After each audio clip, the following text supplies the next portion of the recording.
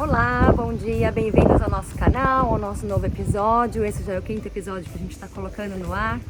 A gente quer, em primeiro lugar, agradecer você que tem nos seguido, agradecer pelas curtidas, agradecer porque vocês têm compartilhado os vídeos e lembrá-los, não esqueçam já de curtir nosso vídeo, de assinar o canal, você que não está inscrito ainda, e ativar o sininho para que você possa receber as notificações.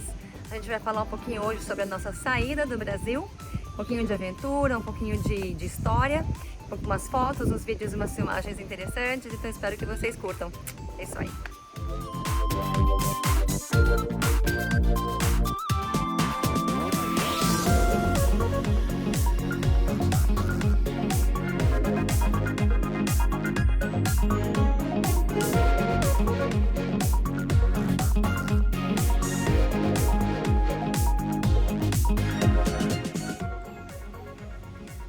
Pensaram que o capitão não ia aparecer no jogo, mas eu tô aqui.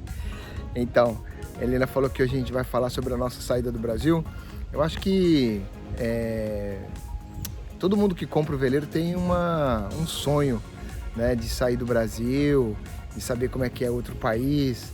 E eu confesso que no começo a gente não tinha muito desse pensamento, porque isso era meio distante pra gente, né? Logo no começo. A gente não planejava sair do país.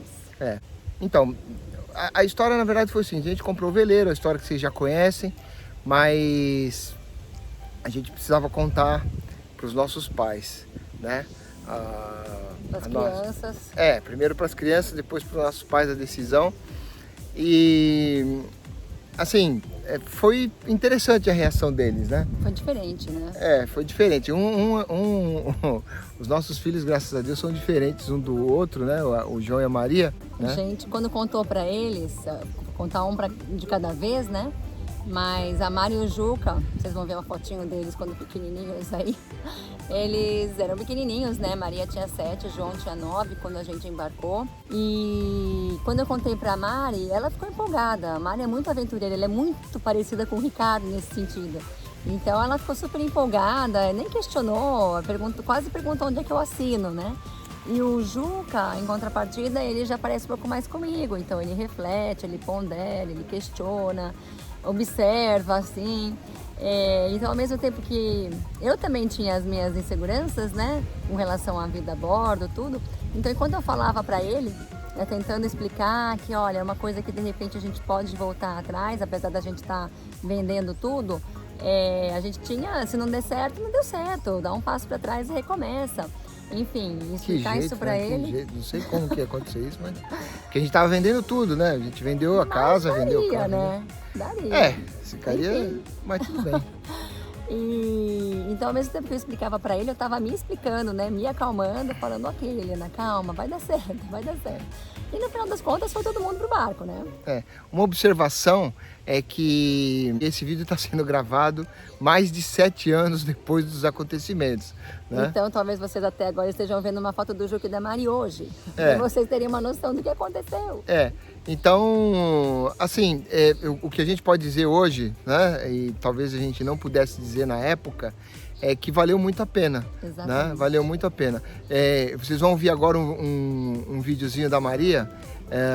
Eu não contei ainda, mas você já deve imaginar pelo título do vídeo que a gente foi para a Argentina, né? O nosso primeiro país fora do Brasil. Primeiro foi o Uruguai, mas foi um porto de passagem, e depois foi a Argentina. Então ouve aí como é que a Maria Clara estava lendo naquela época, né? Ela era pequenininha, lendo em espanhol. Donde la naturaleza es generosa y los roedores viven felices. La capital es Ratonia y aquí vivo yo, Jerónimo Stilton. En Ratonia adoran mis aventuras, historias que me han sucedido de verdad, palabra de Stilton, de Jerónimo Stilton. Então, para dizer para vocês que, poxa, arrependimento zero. Verdade. Né? Inclusive com relação ao método de ensino. Hoje a gente tem outra condição de estudo, né? Eles estão terminando o ensino médio, mas a escolha que nós fizemos de estudo é uma coisa que a gente não olha para trás com arrependimento. Foi uma experiência incrível que eles tiveram, né? Que inclusive eles permitiram adquirir 2 línguas além do português. Né? Mas esse é um papo que no próximo episódio já Isso. estamos dando aqui uma dica para vocês. Preview. Vai ser sobre como foi a educação do Juca da Maria a bordo do veleiro, como foi o esquema de homeschooling, né? Mas queria contar para vocês também como é que foi com os nossos pais, bem assim, rapidamente. Com os meus pais, assim, foi tranquilo, mas eu sentia que existia por parte deles um receio, né? Óbvio, por tudo que estava acontecendo, entendeu? Por a gente ter tomado essa decisão. Mas eles nos abençoaram e a gente acabou saindo, né? Assim, com a concordância deles, né? E a Helena? Eu sou professora, então eu cheguei para contar para os meus pais com todo um planejamento, tudo estruturadinho. E fui contando passo a passo, olha, a gente pensou de fazer assim. Então eu acho que talvez isso tenha sido uma forma mais suave de jogar a bomba assim no colo dos meus pais. Eles não levaram aquele choque, né? E na verdade a reação do meu pai foi uma coisa que me trouxe muita paz no coração na hora, né? Ele, depois que enquanto a gente contava, eu contava o que estava acontecendo, a nossa decisão, minha mãe queria fazer 1000 perguntas e meu pai ficava, Silvia, por favor, deixa eu ouvir. E daí eu fui até o fim. Quando eu cheguei no fim, minha mãe continuava esperando o momento de soltar todas as perguntas do mundo. Meu pai falou, mas o que vocês querem da gente? Eu falei, eu quero a bênção de vocês. E daí foi um momento muito precioso pra gente, onde eles oraram por nós. E quando acabou a oração, foi muito engraçado que meu pai virou pra minha mãe e falou assim, Silvia, fala a verdade, você tá querendo ir junto, né? Minha mãe também é bem aventureira, né? Foi mais ou menos assim com os meus pais. Então, na verdade, a saída foi essa. Então, nós mudamos pro veleiro em março, né, de 2013.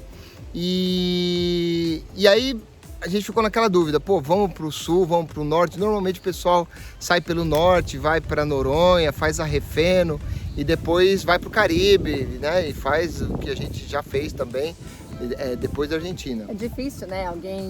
Difícil ou incomum, não difícil, mas incomum mesmo as pessoas saírem da região que nós estávamos, né? Do estado de São Paulo e resolverem ir pro sul, porque realmente os mares do sul começam a ficar um pouquinho mais complicados a partir de determinada latitude, né?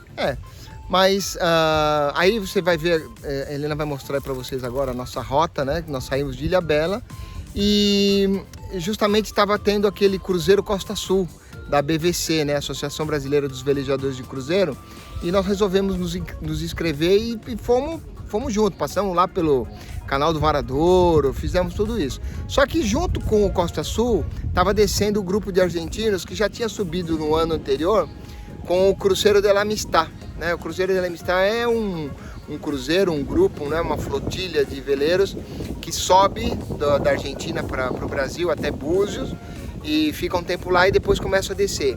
E nós começamos a descer com eles e, poxa, fizemos muitas amizades, né? Foi muito legal estar com eles. E lá pelas tantas, ali mais ou menos em São Francisco, né? Lembra? São Francisco do Sul. Não foi Florianópolis? Não lembro mais ou menos, mas eu lembro que foi exatamente no dia que foi escolhido o Papa Francisco. Foi, verdade. Né? Inclusive eles falavam que era o fim do mundo, porque o Papa era argentino, essa história toda. E foi muito legal, a gente estava fazendo um churrasco lá e vendo a eleição do Papa, né? E aí eles falaram assim, poxa, Ricardo, por que você não vai com a gente para Buenos Aires?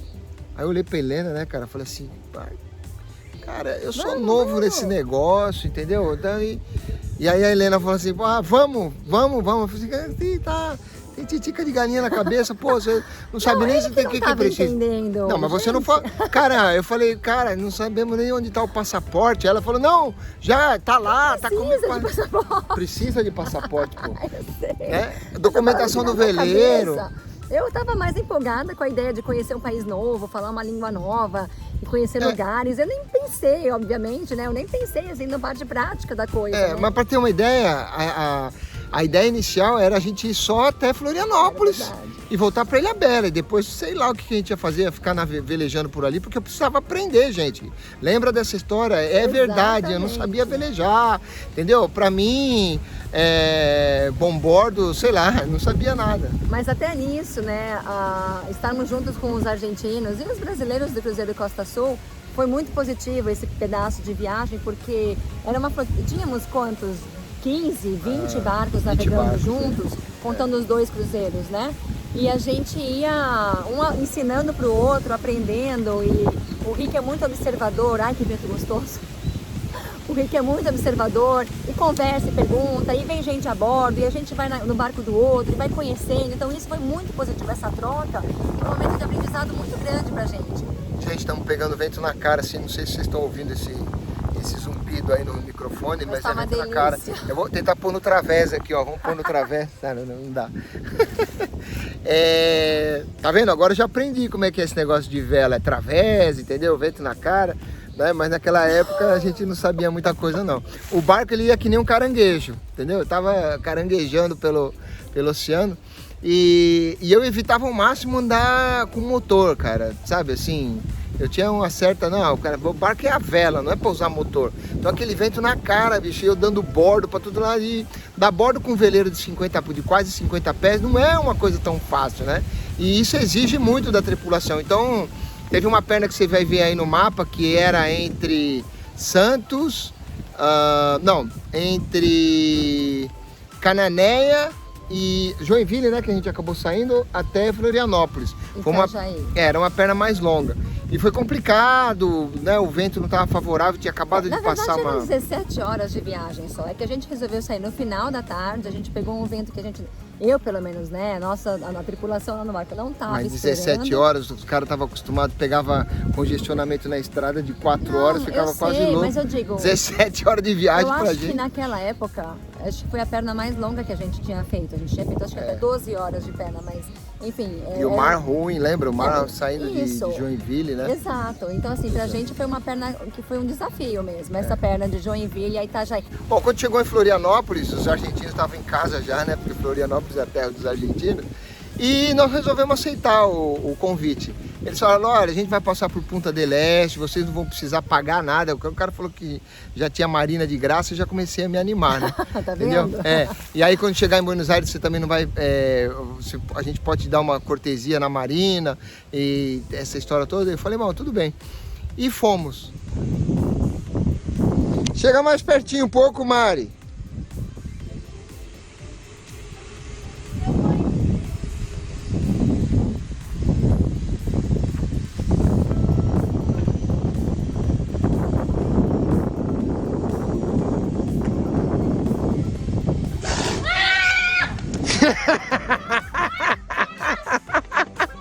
Chegamos em Buenos Aires em abril. Final de abril. Entre o dia, por volta do dia 25, mais ou menos, 24 e 25 de abril. A gente saiu do dia 5 de março, é isso? 5 de março. Né? E chegamos no dia... 24 de abril. 24 de abril. Então passamos aí mais quase um mês e meio, 2 meses para chegar em Buenos Aires. Chegada em Buenos Aires foi tranquila. O Rio da Plata ele tem... É lindo. Vocês vão ver algumas fotos da chegada. Ele tem umas certas... característica, ele forma bancos de areia, você tem que tomar cuidado. O meu barco cala 1,84 m, né? São 6 pés. Então a gente entrou com bastante cuidado. Em alguns momentos o veleiro até dentro da marina, a maré baixava muito e o barco ficava apoiado na quilha. Que tem no uma nosso... foto interessante que a gente está totalmente tombada. Eu vou ver se eu acho para te mostrar. A gente está tombada, a gente tenta ficar de pé, mas o piso fica torto, ou a gente fica torto. E mas no nosso caso a quilha suporta bem, nosso veleiro tem uma quilha corrida, né, que eles chamam. E chegamos em Buenos Aires, mas quando a gente chegou em Buenos Aires, a primeira coisa que a gente fez foi buscar uma igreja, né? E nós nos reunimos na Igreja Presbiteriana San Andrés, que ficava em Buenos Aires, né? Na verdade na região metropolitana de San Isidro. Foi inclusive muito interessante porque nós tínhamos sido desafiados pelo nosso pastor a 2 coisas, quando nós fomos conversar com ele, a sempre buscar uma igreja para congregar e incluir missão no projeto, porque inicialmente o nosso projeto, apesar do Rick querer passar mais tempo com Deus e com a família, inicialmente o projeto, a gente não queria incluir a palavra missão, né? A gente não sabia nem o que seria fazer missão direito. Mas enfim, então nós assumimos esse compromisso de sempre que a gente chegasse num lugar, procurar uma igreja para congregar. E daí a gente chegou em Buenos Aires e eu, e agora? Eu não conheço ninguém em Buenos Aires, vou perguntar para quem? Eu lembrei que um irmão Incluso que não falava espanhol para nada, não? Então, eu lembrei de um irmão meu E tinha um pastor, Fábio Carrenho, se você tá assistindo, é você, Tito, se você tá assistindo, é de você que eu tô falando, meu irmão mais novo. Beijo pra vocês, queridos. Eu falei com eles, e porque eles tiveram uma atividade de intercâmbio entre igrejas, né, da Igreja Batista do Morumbi, junto com uma igreja em Buenos Aires, que eu não sabia que era justamente essa igreja de San Andrés, e foi assim que a gente foi parar nessa igreja, com um contato através da indicação deles, né? E, bom, nós vamos contar exatamente como foi a estada na Argentina. A Argentina pra gente foi, assim, uma bênção de Deus, porque a gente aprendeu muitas coisas com os argentinos. A gente tinha também uma situação de câmbio, né, do real pro peso argentino, muito boa naquela época. Favorável, né? Muito favorável. E foi ali, na verdade, que a nossa missão nasceu. Então, a Argentina pra gente foi um lugar maravilhoso, um lugar que a gente aprendeu muito, não só de navegação, mas aprendeu também de outra cultura, outra língua, outro povo, outra alimentação, carne maravilhosa. Gente, nossa, fazia churrasco toda semana, coisa de louco. Tem um tal de orro de bife lá que eu sonho com ele até hoje, entendeu? Eu nunca comi mais nada igual. Gente, os pães também, queijos, leites. Farinha, nossa, a gente muito comeu boa. super bem na Argentina. E eu gostava de fazer churrasco na segunda-feira, entendeu? Segunda e terça eram os dias favoritos. Porque segunda-feira não tinha ninguém no clube, entendeu? E aí os argentinos ficam olhando e falam assim, cara, o que esse brasileiro vai ter que fazer churrasco segunda-feira? Aí a gente juntava tudo, comprava carne que era super boa e super barata também, eu me lembro, né? Então a nossa missão nasceu na Argentina, mas isso eu vou contar para você no próximo episódio, e você já sabe tudo o que aconteceu, como a gente contou para os nossos pais, essa história toda, e chegamos na Argentina. Acompanhe a gente no próximo episódio. Fica ligado que essa história tem continuidade. Tá pegando mosquito aí.